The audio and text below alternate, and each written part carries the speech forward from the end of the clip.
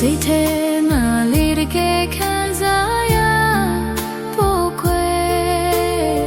မခွဲစဘူးသူတွေမူလာစေအာမြေဆိုင်ရဲ့ဝေးရောက်သွားရင်နေနေဒီတစ်ခါနောက်ဆုံးလာကြောက်ရပြီးလင်းနာရှမ်းစကားတွေနဲ့နှုတ်ဆက်ကြတယ်ဘယ်လိုကြွေးများရှိလာလဲဒုနှုတ်သာခုမှတွေ့ချကရေခွဲသွား